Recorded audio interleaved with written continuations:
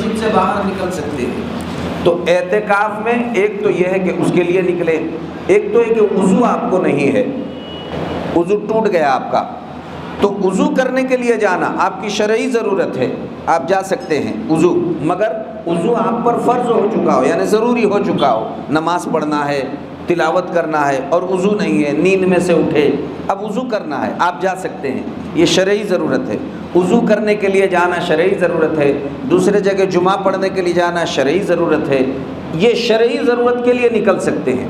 اور طبعی ضرورت پیشاب کے لیے، پاخانے کے لیے، حتیٰ کہ بعض لوگوں کو ایسا مسئلہ آتا ہے ریح خارج ہوتی ہے، پیٹ پھول جاتا ہے، اب اسے تقاضا ہے کہ ہوا خارج کر دیں، تو یہ طبعی ضرورت ہے، یہ اٹھ کے باہر نکل کر ہوا خارج کرنے کے لیے جا سکتا ہے، طبعی ضرورت ہے۔ نہیں سمجھ رہے آپ؟ اسے بولیں گے طبعی ضرورت، اور وہ شرعی ضرورت۔ تو دو مقصد کے لیے مسجد سے باہر، شرعی مسجد سے صرف دو مقصد کے لیے نکل سکتے ہیں۔ نہیں سمجھ رہے آپ؟ پہلا مقصد طبعی ضرورت جیسے پیشاب پاخانہ یا وضو، پیشاب پاخانہ، اور دوسری شرعی ضرورت جیسے وضو کرنا، فرض غسل کرنا، یا یہ ہے کہ یہاں جمعہ کی نماز نہیں ہوتی، جمعہ کی نماز پڑھنے کے لیے جانا، ان مقصد کے لیے آپ باہر نکل سکتے ہیں۔ باقی اگر ایسا مسئلہ ہے کہ آپ کو کھانا لانے والا کوئی نہیں ہے مسجد میں، اعتکاف میں تو آپ بیٹھ گئے، لیکن گھر سے کوئی کھانا لا کر دینے والا نہیں ہے، تو اگر ایسا مسئلہ ہے کہ کوئی لانے والا نہیں اور آپ کسی کو بول بھی نہیں سکتے، کوئی خدمت کرنے کے لیے تیار نہیں ہے، ایسی صورت میں معتکف اپنی یہ کھانا طبعی ضرورت ہے، کھانے کے لیے وہ جو ہے باہر جا سکتا ہے، مطلب اپنے گھر پر بھی، مگر اس شرط کے ساتھ کہ گھر والوں کو اعتکاف سے پہلے ہی بتا دے کہ دیکھیے پہلے تو اپنے یہاں نہ بیٹا ہے نہ کوئی ہے لانے والا نہیں، نوکر بھی کوئی نہیں، کام کرنے والا کوئی نہیں، اب ہم جب آئیں گے آپ اتنے بجے سے اتنے بجے ہم آیا کریں گے، دسترخوان تیار رکھیں، کھانا کھا لیں اور آپ جو ہے مسجد میں آ جائیں۔ اصل تو یہ ہے کہ کھانا ہی مسجد میں لے کر آئیں، ایک شکل تو یہی ہے، یہ سب سے اہم ہے، لیکن اس کی بھی گنجائش ہے کہ کوئی کھانا ہی گھر پر کھا لے اور آ جائے، ہو سکتا ہے، لیکن اصل چیز اس میں یہ ہے کہ کھانا لے کر مسجد میں آئے۔ لیکن بار بار اب یہ جانا آنا مستقل مسائل ہوتے ہیں تو اس کی بھی گنجائش ہے، لیکن یہ ان لوگوں کے حق میں ہے جس کے یا تو کوئی لانے والا بھی نہیں اور گھر میں بھی کوئی نہیں ہے اور یہ کسی کو بول بھی نہیں سکتے، اب یہ ایسی مجبوری ہے کہ خود ہی یہ کام کرنا پڑے گا، تو چونکہ کھانا ایک طبعی ضرورت بن گئی اس لیے اس کو جانے کی اجازت ہے۔ اسی طرح پانی پینا ہے، حتیٰ کہ اب یہاں پانی احاطے مسجد میں ہے، سب مسجدوں میں احاطے مسجد میں پانی رہتا ہے، اگر آپ کو مسجد میں کوئی پانی لا کر دینے والا ہے تو آپ کو اس کو ہی بولنا پڑے گا، بھئی آپ پانی لا کر دیجئے، آپ نہیں جا سکتے پانی لانے کو۔ اگر کوئی ہے نہیں، پیاس لگی ہے، آپ کی یہ طبعی ضرورت ہے، پینے کے حد تک آپ وہاں سے پانی لینے کے لیے جا سکتے ہیں۔ سمجھ میں آیا؟ چونکہ کھانا اور پانی یہ ہماری طبعی ضرورت ہے، طبعی ضرورت کے حد تک باہر نکل سکتے ہیں، باقی جو ہے طبعی اور شرعی ضرورت کے علاوہ مسجد کے باہر نکلنے کی اجازت نہیں ہے۔ تو میں نے آپ کو بہت اہم دو باتیں پہلے بتایا، شرعی مسجد، احاطہ مسجد، یہ سمجھ میں آیا آپ کے؟ ایک بات یہ اہم تھی، شرعی مسجد اور احاطہ مسجد، نمبر دو طبعی ضرورت اور شرعی ضرورت، ان مقصد کے لیے باہر نکل سکتے ہیں۔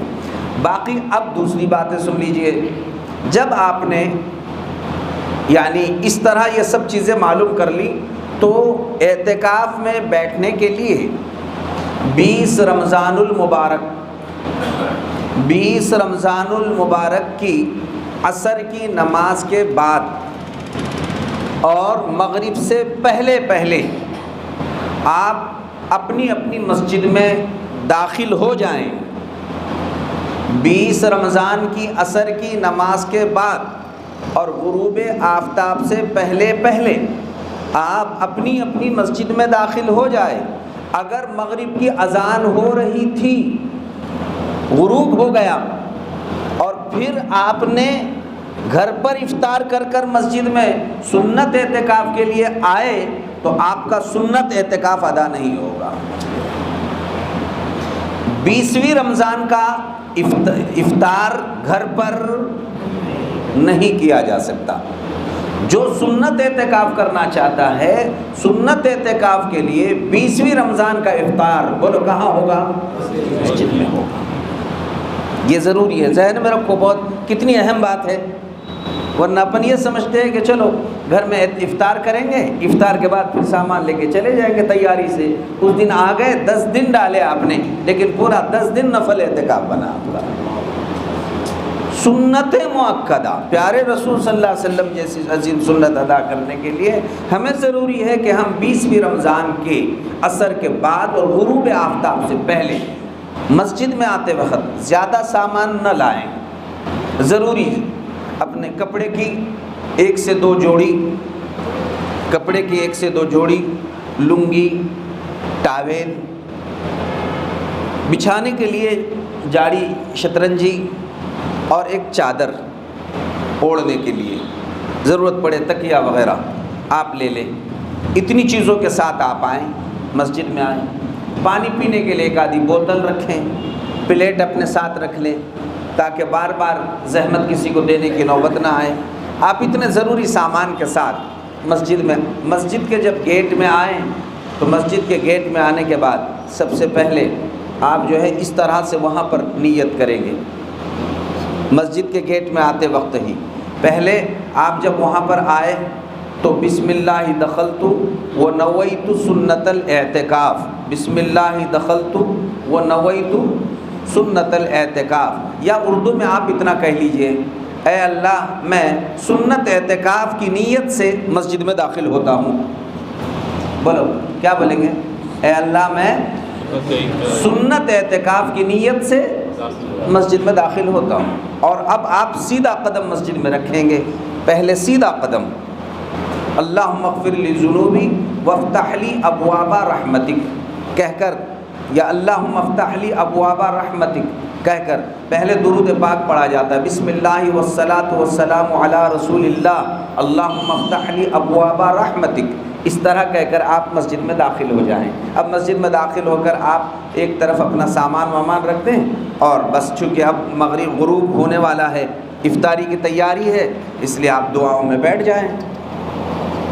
آپ کا اعتکاف اب جو ہے مغرب کی اذان سے شروع ہوگا، ابھی نہیں شروع، غروب پر ہے، غروب سے شروع ہوگا۔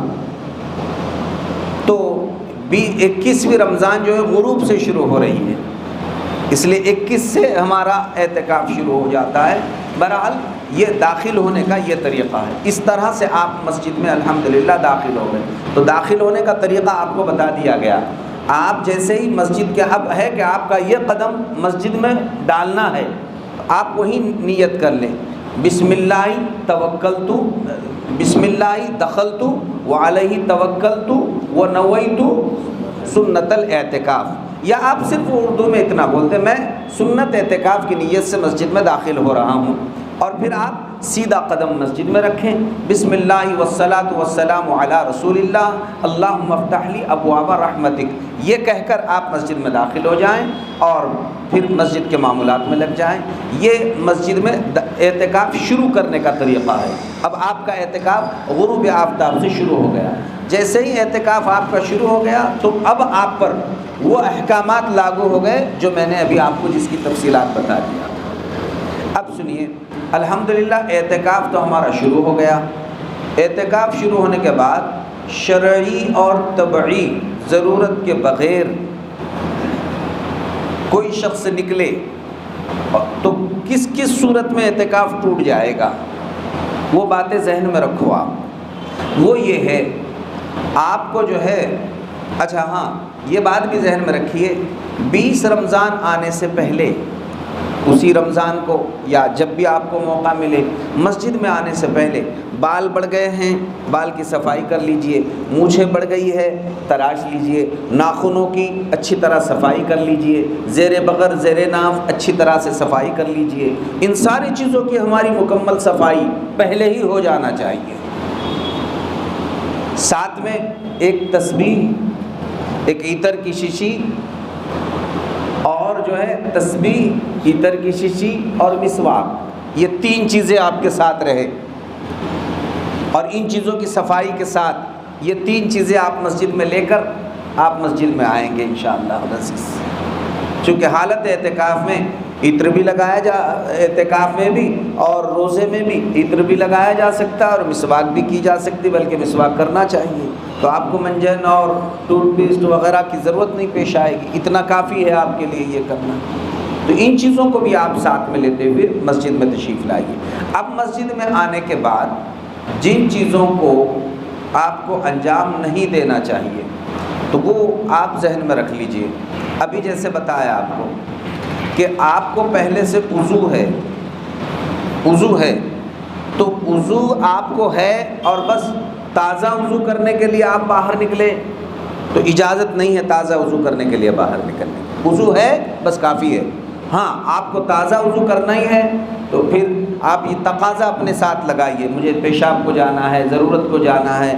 اب ایسے موقع پر اگر آپ نے تازہ وضو ضمناً کر لیا اس کی گنجائش ہے، لیکن یہ ہے کہ پہلے سے وضو ہے تو وضو پر وضو حالت اعتکاف میں کیا نہیں جا سکتا، ذہن میں رکھیے۔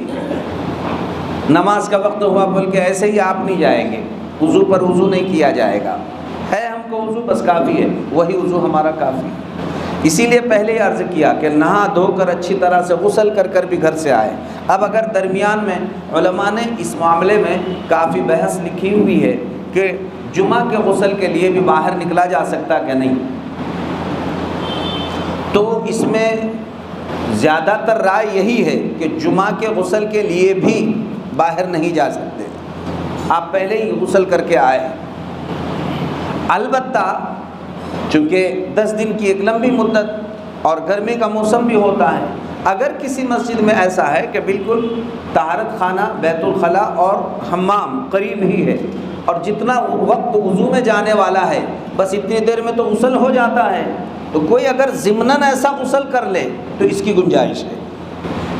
نہیں سمجھے آپ؟ دیکھو یہ مشروط طریقے سے ذہن میں رکھیے، آپ ایسے انداز سے باہر نکلے کہ ضرورت کو آپ گئے اور وضو تو بنانا ہی ہے، اتنی دیر میں آپ نے غسل ہی کر لیا، تو اس کے لیے پہلے آپ کو پوری تیاری، پہلے سے تہبند لنگی اور سب لگا کے جانا پڑے گا آپ کو۔ اس انداز سے آپ گئے، اتنی دیر میں آپ نے جلدی سے پانی لیا، صابن وابن استعمال کرے بغیر آپ نے بس پانی لے لیا اور ہلکے سے ہاتھ سے گھس مل کے آپ نے نہا لیا، وضو بھی ہو گیا، اس میں غسل بھی ہو گیا، آپ مسجد میں آ گئے، اس کی اتنی گنجائش نکل سکتی ہے۔ باقی باضابطہ غسل کے لیے کوئی جائے جمعہ کے بھی تو یہ نہیں ہونا چاہیے، اس میں احتیاط کرنا ہی بہتر ہے۔ اسی کے ساتھ ساتھ جہاں آپ نے ماشاءاللہ اس طریقے سے معاملات کر لیے، اب آپ کو کھانا کھانا ہے، آپ پلیٹ دھونے جا رہے ہیں، ہاتھ دھونے جا رہے ہیں، اس کی اجازت نہیں ہے حالت اعتکاف میں، یاد رکھو۔ آپ مسجد ہی میں آپ نے بوتل رکھی ہے، پانی ہے آپ کے پاس، وہیں ہاتھ دھو لو، وہیں سے پلیٹ صاف کر لو، مسجد میں سے باہر پانی پھینکا جا سکتا ہے، اتنا احتیاط ہے۔ آپ ورنہ یہ کہیں گے کہ نہیں ہم پلیٹ دھونے کے لیے جا رہے ہیں، یہ کوئی عذر نہیں ہے، ہاتھ دھونے جا رہے ہیں عذر نہیں ہے، آپ یہاں پہ دھو سکتے ہیں۔ تو یہ معمولی عذر سے باہر نہیں نکلا جا سکتا۔ کپڑے تبدیل کرنے کے لیے کوئی کہے باہر جانا چاہتے ہیں، اجازت نہیں ہے۔ آپ پانی وہاں بیٹھ کر پینا چاہتے ہیں، نہیں پی سکتے ہیں۔ آپ نے پانی لے لیا، اسی لیے کسی سے منگوائیے، پہلے تو ایسے لوگ ماشاءاللہ ہمہ وقت موجود ہوتے ہیں، ان کے ذریعے سے خدمت لی جائے، ورنہ آپ ایسے وقت میں کہ جس وقت جو ہے وضو وغیرہ کرنے کے لیے گئے، بس وہاں سے پانی آپ نے لے لیا اور اندر آ کر آپ پانی پی لیے، ہو گئی بات ختم ہو گئی۔ اتنا سارا اہتمام بھائیوں آپ کو اعتکاف کی حالت میں کرنا ہے تو ہمارا اعتکاف صحیح ہے۔ تو یہ تو وہ چیزیں ہو گئی جو اعتکاف سے خصوصی طور پر متعلق تھی۔ پھر ایک مرتبہ خلاصے کے طور پر ساری باتوں کو یعنی خلاصے کے طور پر دہرائی جاتی ہے، مگر پہلے آپ یہ اچھی طرح سمجھ لیں، اس میں اہم بات اب 4 دیواری میں آپ جب مسجد میں رہیں گے، یہ تو باتیں آپ کو سمجھ میں آ گئی کس طریقے سے اندر رہنا ہے۔ اس میں 4 دیواری میں مسجد میں جب آپ رہیں گے تو ان چند باتوں کا آپ خیال کریں۔ مسجد میں جب بھی آپ رہیں تو دیکھیے یہ گھر نہیں ہے، یہ گھر نہیں ہے، یہ کمرہ نہیں ہے، باہر کے لوگ نہیں دیکھ رہے ہیں لیکن اللہ دیکھ رہا ہے۔ یہ اللہ کا گھر ہے، اس کے بہت بڑے آداب ہے، اس کی بہت بڑی اہمیت ہے، اللہ کے گھر کی بڑی عظمت ہے۔ اس لیے سب سے پہلی بات یہ ہے کہ اللہ کے گھر میں، اللہ کے گھر کو ہر قسم کی تمام دنیاوی بات چیت سے مکمل طور پر بچایا جائے۔ یہاں رہ کر دنیاوی بات چیت، ہنسی مذاق، غیبت، جھوٹ بالکل نہ کی جائے۔ اللہ کا گھر ہے نا، اسی لیے حدیث میں فرمایا گیا کہ اللہ کے گھر میں رہ کر بھی اگر کوئی دنیاوی بات چیت کرتا ہے یہاں پر بھی تو اس کی نیکیاں نامہ اعمال سے ایسے صاف ہوتی ہے جیسے وسترے سے سر کے بال صاف ہوتے ہیں۔ عام طور پر جہاں 2-5 لوگ ہوتے ہیں، بس سب لوگ باہر چلے گئے تو یہ آپس میں بیٹھ جاتے ہیں اور پھر کہیں ہنسی مذاق، دل لگی، ادھر ادھر کی بات چیت بالکل اجازت نہیں۔ خاص طور پر موبائل، اپنا موبائل جو ہے یہ موبائل رکھ سکتے ہیں آپ، لیکن موبائل یہاں نہ خبریں دیکھیں نہ ہی کسی اور چیز کو، صرف یہ موبائل ہمارے پاس رہے گا یا تو باہر سے کسی کی بات سننے کے لیے یا باہر کسی کو کسی بات کی اطلاع دینے کے لیے، باقی اوقات میں ہمارا فون بند رہے گا یہاں پر۔ اور یہاں موبائل ہے بھی تو موبائل کی رنگ ٹون جو ہے، اس کی بیل جو بجتی ہے اس میں کوئی گانے نہ ہو، بالکل سادی بیل بجی ہوئی رہے، اللہ کے گھر کی بے ادبی نہ ہو جائے کہیں ہمارے وجہ سے، موبائل کا غلط استعمال نہ ہو۔ موبائل پر بات کریں بھی ضرورت کے بقدر، اب معتکف بات کر سکتا ہے ضرورت کے بقدر، چاہے گھر والوں کو فون پر بولیں، چاہے باہر کسی کو کچھ بات کہیں، مشورہ دیں، ضرورت کے بقدر۔ اتنی باتیں کہ اچھال کود کی بات کریں اور پھر ساری باتیں ہم سب یہی طے کر رہے ہیں تو ہمارے اعتکاف کی روح اور اعتکاف کا مقصد اس سے فوت ہو جائے گا۔ موبائل پر بھی ضرورت کے بقدر بات کریں۔ ہمارے ساتھ ساتھی ہے، بس وہ بھی ضرورت کے بقدر، کیسے ہیں، طبیعت کیسی ہے، کیا کر رہے ہیں، بس ضروری باتیں ایک دوسرے سے کریں۔ ہر ایک کو ایسی مستقل باتوں میں لگنے کی ضرورت نہیں ہے۔ اب بات یہ ہے کہ کیا کریں اعتکاف کی حالت میں، یہ تو بات طے ہو گئی۔ کوئی گناہ کا کام نہیں ہونا چاہیے، یہ ذہن میں اچھی طرح رکھو۔ آپ سے 4 نیکیاں کم ہو گئی اعتکاف کی حالت میں، چلے گا؟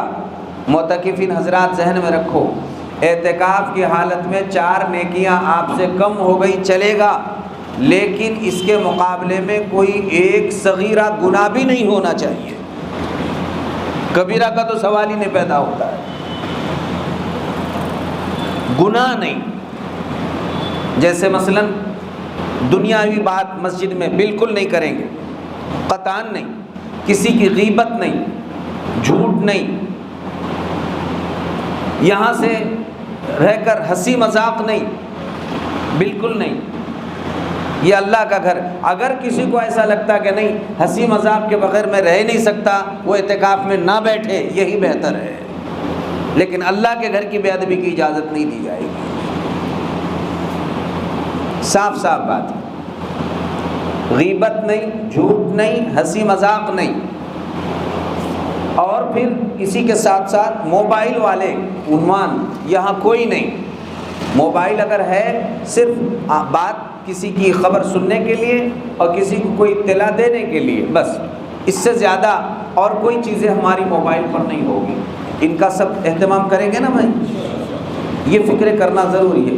آخر میں سوال کرنے کا موقع دیں گے، جن کے ذہن میں سوالات ہے وہ اپنے اپنے سوالات لکھ کے رکھے یا ذہن میں رکھے، ہر ایک کو کھڑے ہو کے پوچھنے کا موقع بعد میں دیں گے انشاءاللہ، وہ ذہن میں رکھیے آپ۔ تو یہ بات بتا رہا تھا کہ اس طرح کی کوئی بات مسجد میں نہ ہونے دیں۔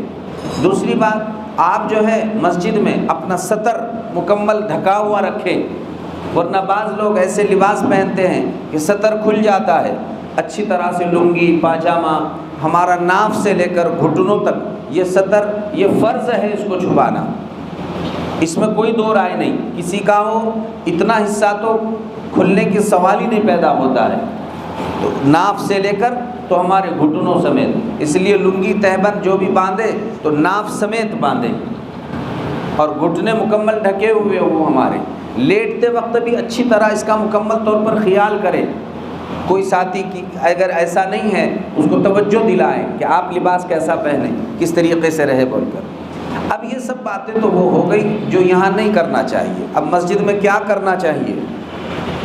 جو اہم معمولات ہمارے مسجد میں جیسے ہونے چاہیے اس کے طرف خاص طور پر توجہ دیں۔ یہ بڑا اہم معمول ہے بھائیوں، الحمدللہ آپ معتکف ہے، فضیلت بہت زیادہ ہے بول کر بھائیوں ایسے ہی مت وقت کو ضائع کرو۔ اعتکاف کا اللہ نے جب موقع دیا، آپ ایسا طے کرو کہ انشاءاللہ نیند کے علاوہ، کھانے پینے کے علاوہ، ضرورت کے علاوہ جتنے منٹ اور گھنٹے نہیں، لمحات میں ایک لمحہ بھی میں ضائع نہیں کروں گا انشاءاللہ، پورا اصول کرتا رہوں گا۔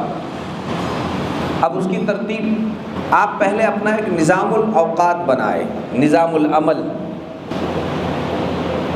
کتنے گھنٹے مجھے سونا ہے، کب سے کب تک سونا ہے،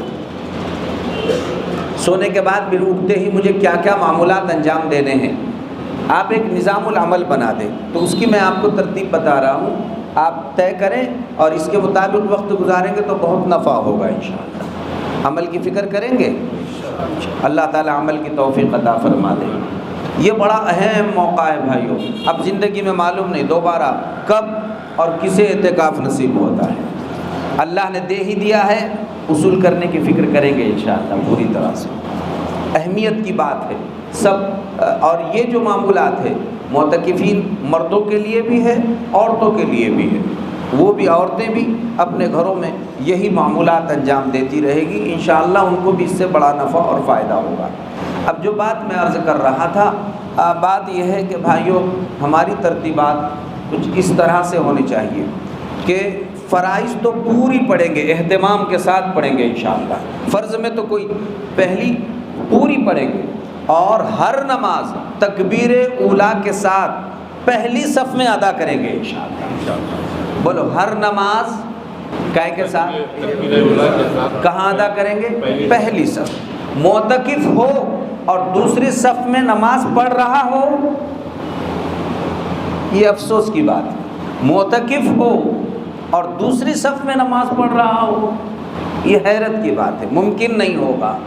چند تو لوگ ہوتے ہیں پہلے سے، ہم اذان سے پہلے سے تیاری میں رہیں گے، اس لیے جب بھی یہ بات طے کرو کہ جس مسجد میں بھی نماز کے لیے رہیں گے، یہ میرا خاص جو پوائنٹ آپ کو نقل کر رہا ہوں ذہن میں رکھیے کہ آپ وہاں پر جماعت کتنے بجے ہے یہ مت پوچھیے، یہاں اذان کتنے بجے ہے، 5 وقت کی جو بھی نماز ہے اذان کتنے بجے ہے، بس جب پتہ چلے آپ کو، جب ایک ہی دن میں پتہ چلے گا، بس اذان سے 15 منٹ پہلے مجھے تمام باہر کی ضروریات سے فارغ ہونا ہے، 15 منٹ پہلے، اور 15 منٹ پہلے سے بس مجھے پہلی صف میں آ کر بیٹھنا ہے۔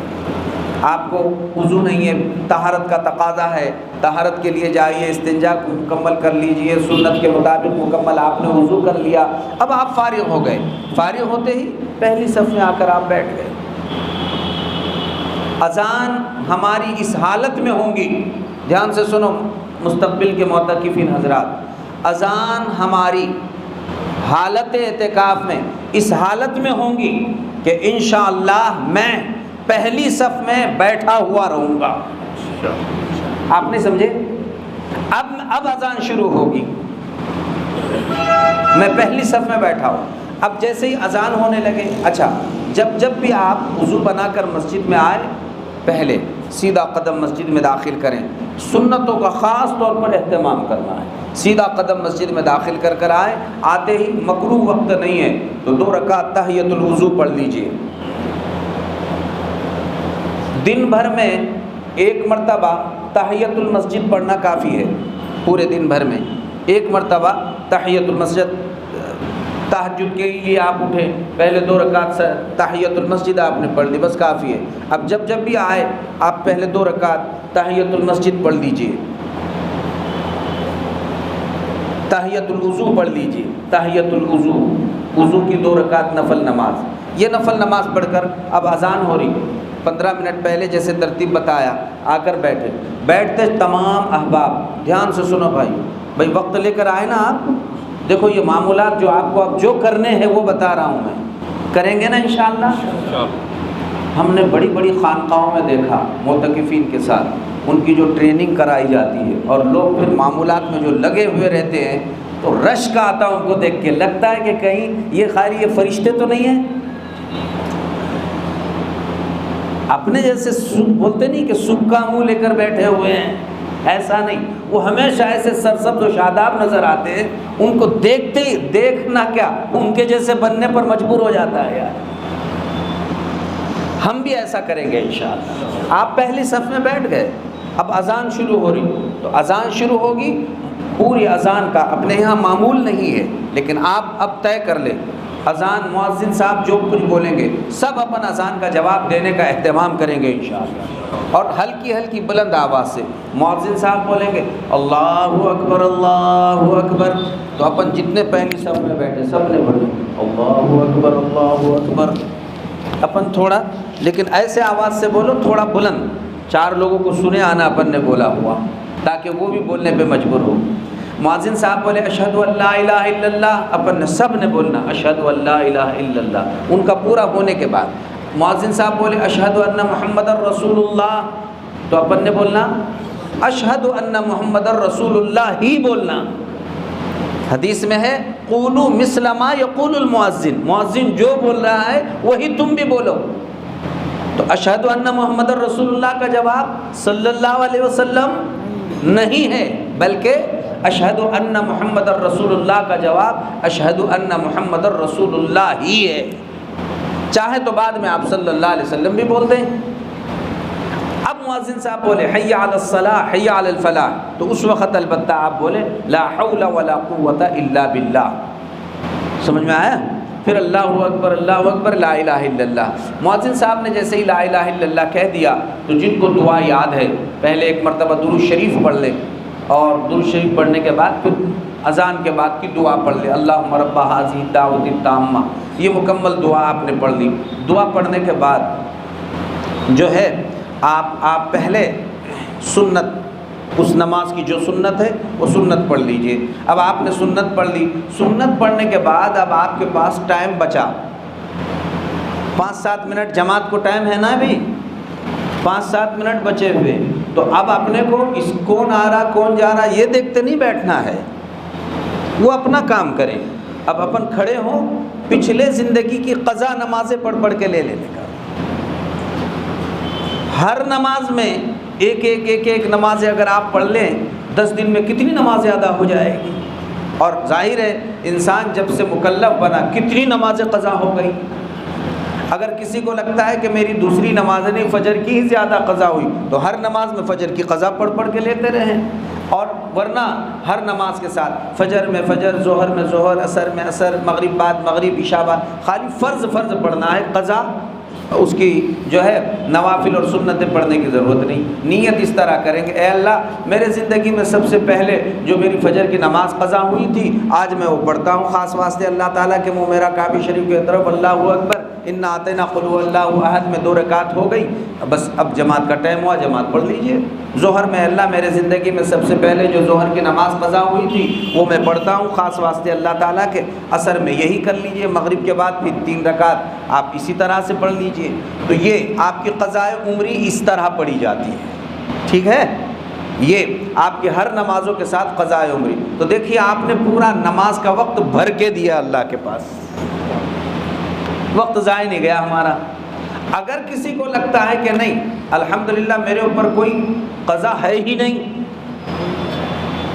اگر ماشاءاللہ کوئی ایسا فرشتہ صفت انسان ہے تو نور علی نور ہے، بہت بڑی بات ہے، لیکن عام طور پر تو نمازیں رہتی ہی ہے، پھر کیوں ہم اللہ کے پاس پکڑ کا ذریعہ بنے اس کو ادا کرنے کی فکر۔ یہ طریقہ اور ترتیب ہے، یہ تو فرض نماز کا طریقہ اور ترتیبات بتایا۔ اب نماز آپ جب نماز کا طریقہ پوری ایک مرتبہ عملی مشق اپن کریں گے انشاءاللہ نماز کی بھی ابھی تھوڑی دیر میں آپ کو پھر اس کے بعد بتا رہا ہوں. پھر نوافل میں سب سے بڑا مقام تہجد کی نماز کا ہے. تہجد بھی نفل نماز ہے لیکن سب سے بڑا مقام اور سب سے بڑا ثواب تہجد کا ہے. تہجد، پھر اشراق، اوابین، چاشت، یہ 4 وقت جو ہے نفلی نمازیں پڑھی جاتی ہیں. تہجد، اشراق، اوابین اور چاشت، یہ 4 نمازیں نفل پڑھی جاتی ہے زائد. ان کو آپ ذہن میں رکھیں. اور ایک 5ویں نماز صلاۃ التسبیح ہے.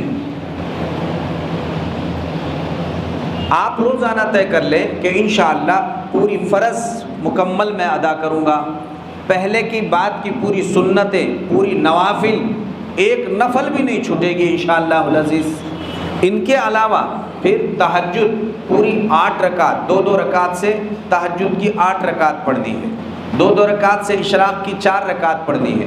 2 رکعت سے چاشت کی جو ہے 6 یا 8 رکعت پڑھی جا سکتی ہے. 4، 6، 8 چاشت کی نماز پڑھی جا سکتی ہے.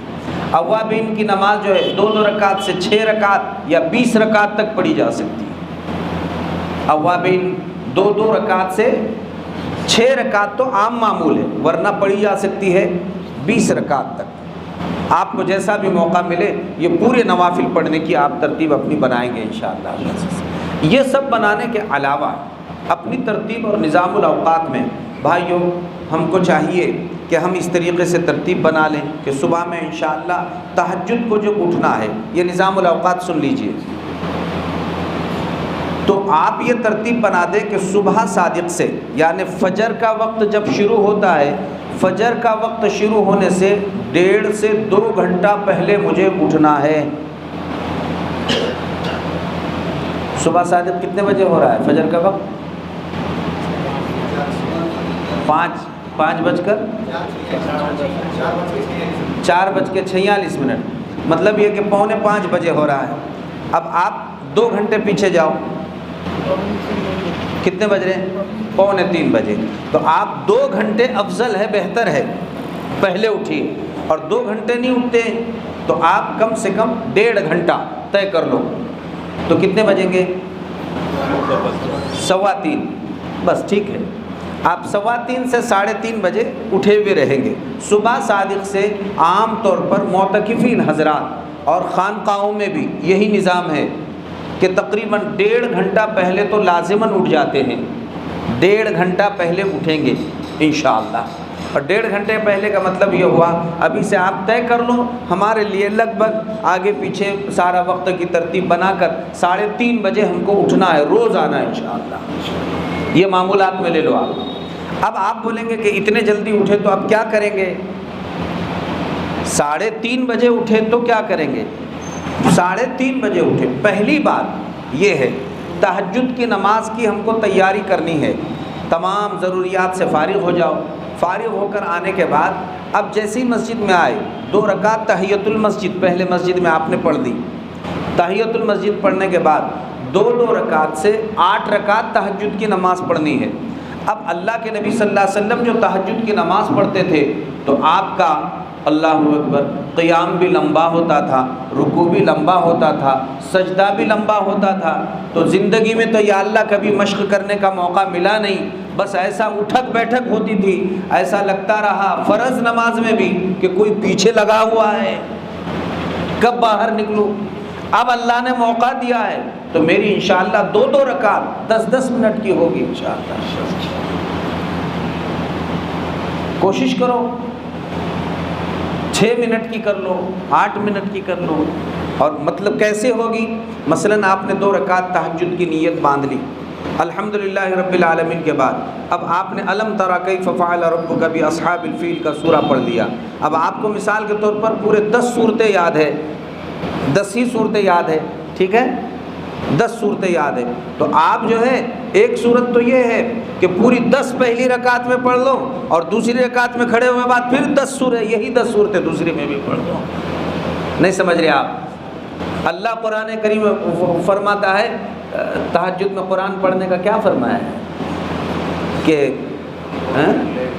وَمِنَ اللَّيْلِ فَتَهَجَّدْ بِهِ نَافِلَةً لَكَ، تو وہاں اللہ تعالیٰ نے تہجد پڑھنے کے لیے کہا ہے، اور صبح کے وقت کا قرآن پڑھنا، صبح میں یعنی تہجد میں قرآن پڑھنا، یہ اللہ تعالیٰ کو بہت پسند ہے۔ اب اپنے کو تو آتا نہیں، حافظ ہے تو ایک ایک پارہ پڑھیں گے، ہم کیا کریں، جتنی صورتیں ہیں وہ سب پڑھ ڈالیں گے۔ نہیں سمجھ رہے آپ؟ بولو لمبی ہوئی کہ نہیں ہوئی؟ یہ قیام لمبا ہوا۔ یہ دوسری صورت یہ ہے کہ 5 صورتیں ایک رکعت میں، 5 صورتیں دوسری رکعت میں۔ بھائی تراویح جب پڑھاتے امام صاحب تو آخر میں ایک ایک رکعت میں 4 4 5 5 8 8 صورتیں پڑھتے کہ نہیں پڑھتے؟ ایسے ہی اپن تہجد میں پڑھنے کا۔ رکوع میں گئے تو ابھی 3 مرتبہ سبحان ربی العظیم پڑھے بھی نہیں تو سر اٹھائے نہیں، انشاءاللہ 11 مرتبہ سبحان ربی العظیم پڑھیں گے، 3 7 11، 3 5 7 11، حتیٰ کہ 13 تک بھی جا سکتے آپ۔ سبحان، اور پڑھتے وقت بھی سبحان ربی العظیم، سبحان ربی العظیم، سبحان ربی العظیم۔ بولو آپ کی تہجد لمبی ہوئی کہ نہیں ہوئی؟ اب جو مقصود ہے اللہ کا وہ پورا ہوگا کہ نہیں ہوگا؟ اب لوگ کہتے کیسی نماز پڑھیں ہم اتنی لمبی، یہ ایسی پڑھیں، یہی حال سبحان ربی الاعلیٰ کا۔ اور دوسری بات، اگر آپ کو 13 مرتبہ 11 مرتبہ نہیں پڑھنا مت پڑھیے، آپ 5 ہی مرتبہ پڑھیے، مگر پڑھیے سبحان ربی العظیم، سبحان ربی العظیم، سبحان ربی اللہ، سبحان اللہ، سبحان اللہ، سبحان اللہ۔ یہ ایسا آپ کا 11 مرتبہ پڑھنے کے بعد 3 مرتبہ پڑھنا اچھا ہے، کوئی ضرورت نہیں ہے اتنا سب بڑبڑ کرنے کی، اطمینان سے نماز ہماری سکون کی ہو۔ تو تہجد کی نماز آپ کی جاندار بن گئی، تو 2 رکعت سے آپ نے 8 رکعت اس طرح سے پڑھ دی ماشاءاللہ۔ اب آپ سحری کا انتظام کیجئے، اور سحری کے بعد جو ہے پھر بھی آپ کا کچھ وقت بچا ہوا ہے، تو ابھی بھی اگر آپ کا پاس کوئی وقت بچا ہوا ہے تو آپ اس میں جو ہے صبح کے وقت کی جو 3 تسبیحات ہے، 100 مرتبہ سبحان اللہ والحمد للہ ولا الہ الا اللہ واللہ اکبر، اور آگے اضافہ کرو ولا حول ولا قوت الا باللہ العلی العظیم، یہ 1 مرتبہ سبحان اللہ والحمد للہ ولا الہ الا اللہ واللہ اکبر ولا حول ولا قوت الا باللہ العلی العظیم، سبحان اللہ والحمد للہ ولا الہ الا اللہ واللہ اکبر، یہ 100 مرتبہ۔ دوسری تسبیح درود پاک کی، آپ کا جس درود شریف میں جی لگے وہ درود شریف پڑھیے، اور سب سے چھوٹا درود شریف صلی اللہ علیہ وسلم، صلی اللہ علیہ وسلم، صلی اللہ علیہ وسلم۔ تیسری تسبیح استغفر اللہ، استغفر اللہ ربی من کل ذنب واتوب الیہ، استغفر اللہ الذی لا الہ الا هو الحی القیوم واتوب الیہ، یا صرف استغفر اللہ استغفر اللہ۔ یہ 3 تسبیحات، تو صبح کی 3 تسبیحات اس طریقے سے پڑھیں گے، اور ماشاءاللہ پھر فجر کی نماز پورے اطمینان کے ساتھ آپ پڑھیے، اور اطمینان کے ساتھ پڑھنے کے بعد جب فجر کی نماز آپ کی ہو گئی تو اشراق تک پھر فوراً سونے کے بجائے سارا دن سونے میں جانے والا ہے، اشراق تک طے کرو کہ انشاءاللہ اشراق پڑھیں گے اور اشراق کے بعد سوئیں گے۔ ابھی اگر آپ فجر کے بعد بیٹھے تو فجر کے بعد بھی تقریباً آپ کو ویسے بولے تو آدھا پون گھنٹے کا وقت ملے گا۔ اب آپ قرآن شریف اپنے ہاتھ میں لیجئے اور قرآن پاک کی تلاوت کر لیجئے، فجر کے بعد قرآن کریم کی تلاوت، اشراق کا وقت ہوا 2 رکعت سے 4 رکعت پڑھ لیجئے، اب سو جائیے، 2 گھنٹے 3 گھنٹے 4 گھنٹے جتنا آپ سونا چاہتے ہیں سو جائیے۔ نہیں سمجھے آپ؟ یہ نیند پوری ہو گئی آپ کی، 4 گھنٹے آپ سو گئے، کوئی حرج کی بات نہیں۔ اب جیسے ہی اٹھ گئے 4 گھنٹے کے بعد ضروریات کو جائیے، آپ نے وضو بنا لیا سنت کے مطابق مسواک وغیرہ کر کر، اب مسجد میں آ گئے، اور مسجد میں آنے کے بعد تحیۃ الوضو 2 رکعت آپ نے پڑھ لی۔ 2 رکعت پڑھنے کے بعد آپ جو ہے چاشت کی نماز پڑھ لیجئے، 2 رکعت سے 4 رکعت چاشت کی نماز آپ نے پڑھ لی۔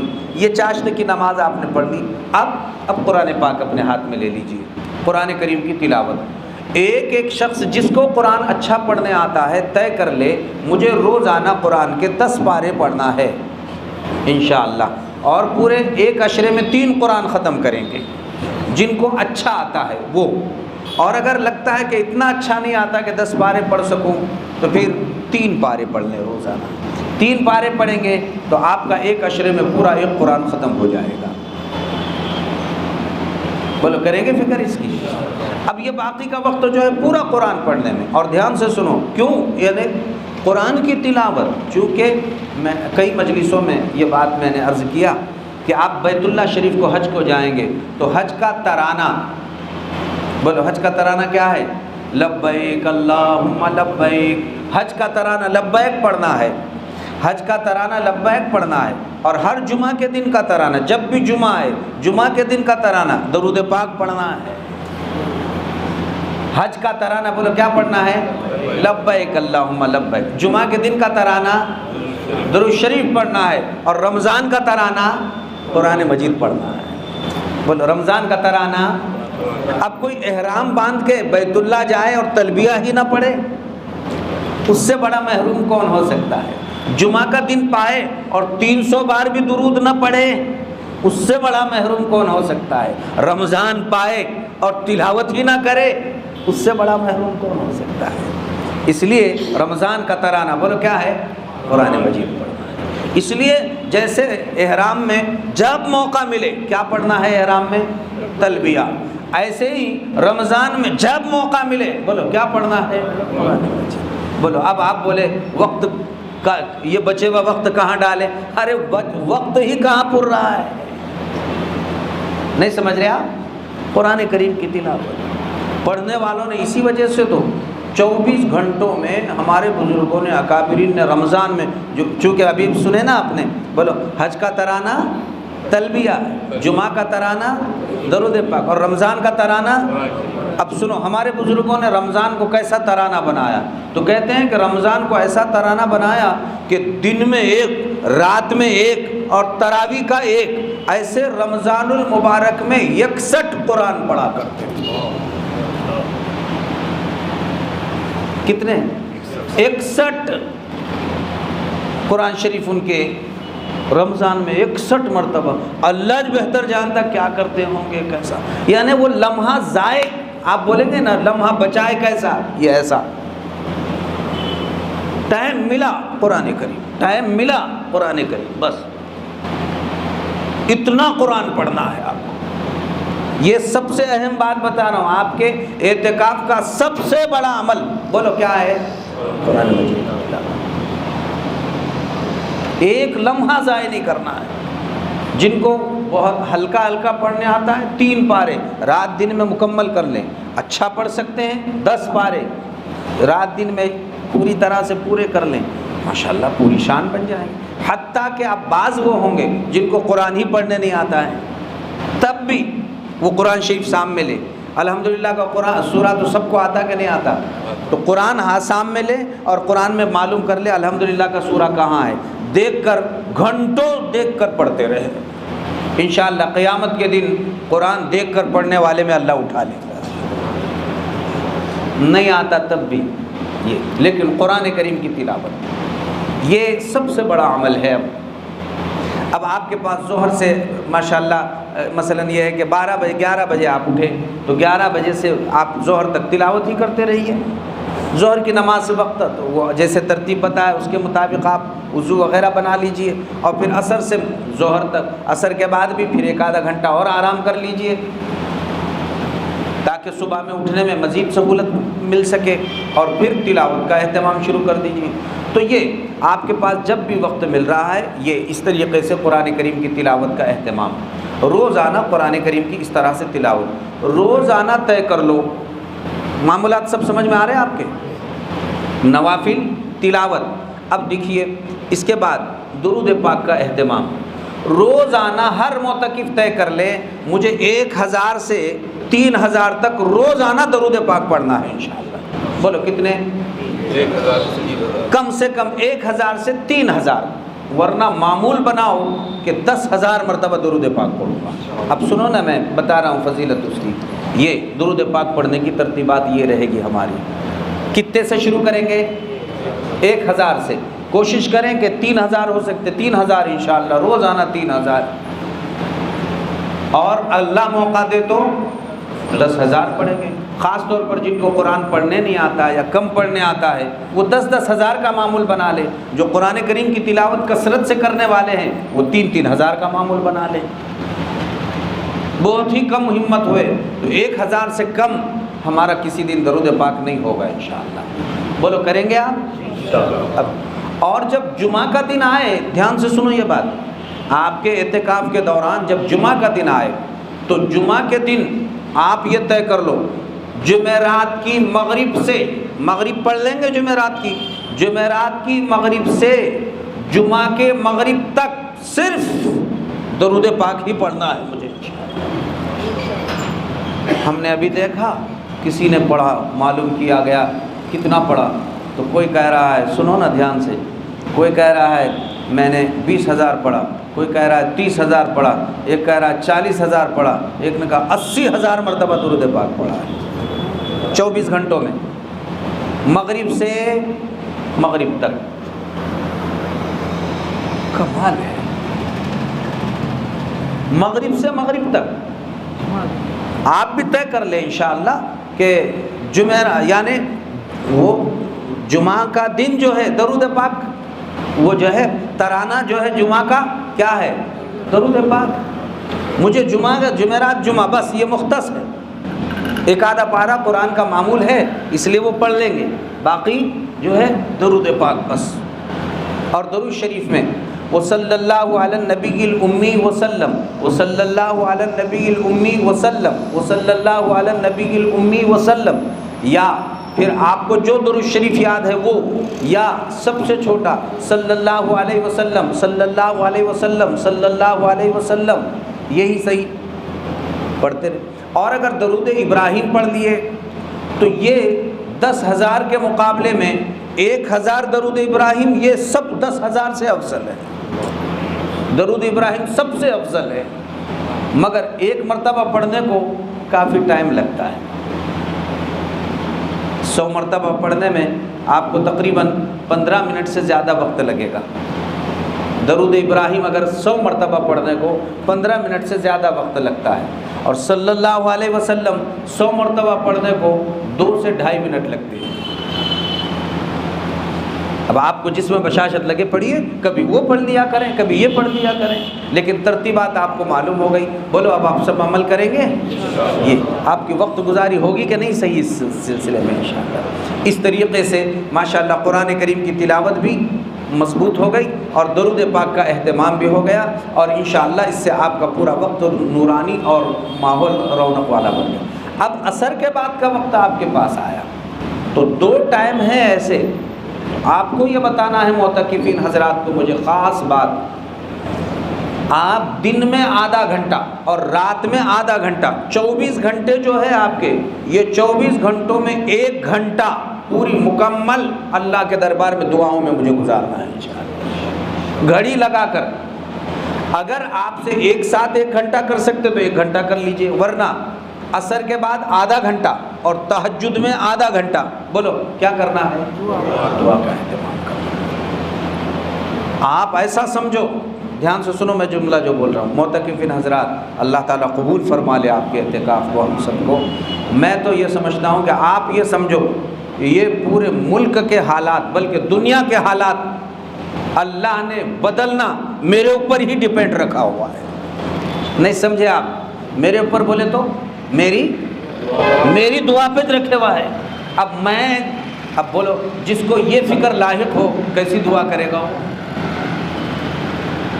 اتنا میرے گھر کے حالات، امت کے حالات اور پورے ملک اور دنیا کے حالات انشاءاللہ میرے دعا پر اللہ بدلنے والا ہے. آپ کمزور مت سمجھو اپنے آپ کو،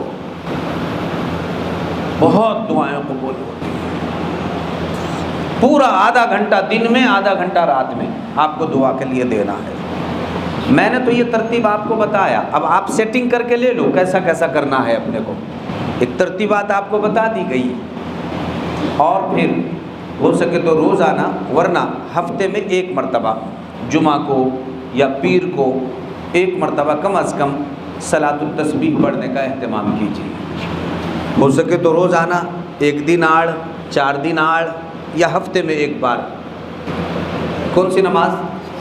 صلاۃ التسبیح. وہ صلاۃ التسبیح پڑھنے کے لیے حضرت شیخ نے جو فضائل ذکر لکھا ہوا، فضائل ذکر جہاں ختم ہو رہا، بس وہ آخری صفحے پر اس کا پورا طریقہ تفصیل سے لکھے ہوا ہے، وہ دیکھ لینا. وہ ہندی میں بھی ہے، اردو میں بھی ہے، آپ کو بتانے سے بہتر یہ ہے کہ آپ اس میں دیکھ لیجئے، صلاۃ التسبیح کا مکمل طریقہ وہاں پر لکھا ہوا ہے، آپ اس میں دیکھ لیجئے، اور ہو سکے تو روزانہ 1 دن آڑ، 4 دن آڑ، یا ہفتے میں 1 مرتبہ کون سی نماز پڑھنا ہے؟ صلاۃ التسبیح۔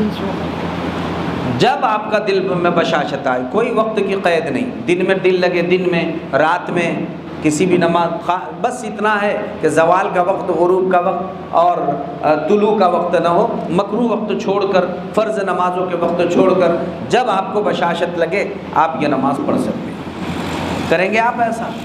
دیکھو یہ سب کرنے کے معمولات ہیں، انشاءاللہ آپ نے اگر اتنا معمولات کر لیے، آپ کا اعتکاف ایک مثالی اعتکاف بن جائے گا۔ حضرت شیخ رحمۃ اللہ علیہ نے کہ فضائل رمضان اگر آپ پڑھیں تو حضرت کے بارے میں لکھا ہوا ہے کہ حضرت فرماتے ہیں، اب دھیان سے، یہ واقعہ بہت اہم ہے، ایک لطیفہ بھی بنا ہوا ہے کہ حضرت جو ہے ماشاءاللہ اشراق کی نماز میں بھی کئی پارے تلاوت کر لیتے ہیں، رات میں اوابین میں تو ان کا تراویح کے علاوہ اوابین میں کئی پارے پڑھنے کا تھا، پھر تراویح کے بعد بھی نوافل اپنی پڑھ لیا کرتے تھے، پھر تہجد میں کئی پارے۔ تو ایک شخص ملنے کے لیے آ کر بیٹھ رہا تھا، انہیں دیکھ رہا کہ ارے فرض نماز کے بعد ملوں گا تو نوافل کے بعد حضرت جو ہے تو تلاوت میں مصروف ہو جا رہے، یعنی ان کے پورا وقت ایسا ہی۔ تو انہیں زور سے بولا، حضرت نے ایک نماز کا سلام پھیرے حضرت شیخ نے، تو وہاں سے اب طبیعت چڑ گئی، 3 دن سے انتظار کر رہا تھا، کائے کے لیے بولو؟ ملاقات کے لیے۔ اب طبیعت چڑ گئی، دیہاتی تھا، میواتی، تو جا کے زور سے بولا، ارے رمضان ہمارے بھی گاؤں میں آتا مگر ایسے بخار کے جیسا نہیں آتا، ہمیشہ اوڑھ کے بیٹھے ہوئے نظر آ رہے، جا رہا میں۔ 3 دن سے نمبر لگایا، سلام کا موقع نہیں مل رہا۔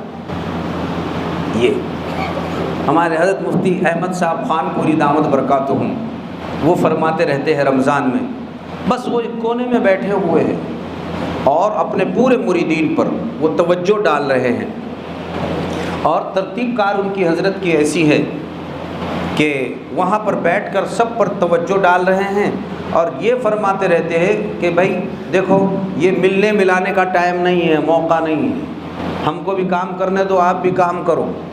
اور پھر مثال دے کر فرماتے، حضرت شیخ زکریا رحمۃ اللہ علیہ کے خانقاہ میں ہزاروں لوگ آتے تھے مگر کوئی کسی کو پتہ نہیں، سب اپنے کام میں ایسے لگے ہوئے رہتے تھے کہ ایسا لگتا تھا کہ بس یہ اپنے ڈیوٹی پہ جڑا ہوا ہے۔ اور پھر حضرت فرماتے رمضان میں ہر معتکف کا حال ایسا ہونا چاہیے جیسے چمگادڑ اپنے جامع مسجد میں رہتی تھی، دیکھو بہت میں نے دیکھا ہوا، آپ نے بھی دیکھے ہوں گے چمگادڑ، تو حضرت فرماتے اس کا حال ایسا ہے، خود بھی لٹکتی ہے اور سب بھی، بولو سب چمگادڑ کیا کرے ہوئے، کوئی کسی کو ڈسٹرب، تو حضرت فرماتے ہم کو بھی لٹکنے دو، تم بھی لٹکے رہو، ہم کو کوئی ڈسٹرب کرو مت، تم کو ہم کوئی ڈسٹرب نہیں کر رہے، ہم بس یہ ملاقاتوں کا، بولنے کا، بیانوں کا ٹائم نہیں ہے، کام کیا کام، یہ فہرست بتا دی گئی ہے ابھی آپ کو، بھائی سمجھ میں آئی کہ نہیں آپ کے بھی؟ اب کتنا فائدہ ہوتا ہے سیکھ کر کرنے پہ اور اپنے مرضی سے کرنے پر، اتنے انوار و برکات، ایسے لٹکے ہوئے رہنے کا کہ بس ڈسٹرب ہی نہیں کوئی کسی کو، کوئی چمگادڑ کسی کو ہٹاتی نہیں، جہاں جگہ ملی بس لٹک گئی، یہ ذرا ہٹ جا بول کے آپ نے کہیں نہیں دیکھے ہوں گے، دوسرے پرندے ایسے جھگڑے کرتے ہوئے دیکھیں گے آپ، لیکن چمگادڑ میں کبھی نہیں، اسے جگہ مل گئی لٹک گئی، بس ہو گیا مسئلہ ختم ہو گیا، ہم کو جگہ مل گیا، یہ عمل میں لگ گئے، بس ختم ہو گئی بات، اب کوئی ڈسٹرب نہیں کرتا۔ اس لیے یہ طے کرو کہ انشاءاللہ یہ رمضان اور رمضان کا اعتکاف ہم مثالی گزاریں گے انشاءاللہ، اور اس میں جو ہے دعاؤں کے لیے میں نے جیسے بات آپ کو کہا کہ آدھا گھنٹہ دن میں اور آدھا گھنٹہ رات میں، 1 گھنٹہ طے ہے، انشاءاللہ اتنا ہم دعاؤں کا اہتمام کریں گے۔ دعا 3 طرح سے ہوتی ہے، یعنی 3 طرح ٹائم دیا جاتا ہے دعا کا، دھیان سے سنو، گھنٹوں سے، منٹوں سے اور لمحوں سے، نہیں سمجھ رہے آپ؟ دعا میں ٹائم کیسا دیا جاتا ہے؟ یا تو گھنٹوں سے، یا تو منٹوں سے، یا تو لمحوں سے۔ اب سنو، گھنٹوں سے وہ جو میں نے ابھی آپ کو بتایا، عصر سے پہلے، عشاء کے بعد، تہجد میں، بیت اللہ میں جانے والے اور معتکفین عام طور پر گھنٹوں والی بھی دعائیں کرتے رہتے ہیں۔ یہ ایک ہوتی ہے منٹوں سے، جیسے نمازوں کے بعد آپ منٹوں بیٹھیے، دعا مانگتے بیٹھیے، دعا مانگتے رہیے۔ اور کچھ وقت رہتے لمحوں سے، لمحوں سے۔ اب اس کی چند مثالیں آپ سنیے، لمحوں سے دعا مانگنے کا طریقہ۔ ایک تو یہ ہے بیت اللہ پر نگاہ پڑتے ہی لمحے میں جو مانگو بس قبول ہو جائے گی۔ تو ایک تو بیت اللہ پر نگاہ ڈالتے ہی دعا۔ نمبر 2، امام صاحب جمعہ کے دن، دیکھو بہت اہم ہے یہ، آپ کو اگر وقت کا وزیر اعظم بھی بنایا جائے تو آپ اتنے مالدار اور اتنے قیمتی نہیں بن سکتے ہیں جتنا یہ دولت لوٹنے سے قیمتی بن سکتے ہیں۔ سنو نا، کیوں؟ اس لیے کہ وزیر اعظم بنے تو مال لوٹ سکتے ہیں مگر قسمت نہیں بدل سکتے۔ نہیں سمجھے ابھی بھی آپ بات سمجھ رہے ہیں؟ مال دولت لوٹ سکتے آپ مگر قسمت، لیکن دعا اتنی بڑی دولت ہے کہ اس سے کیا بدل جاتی ہے؟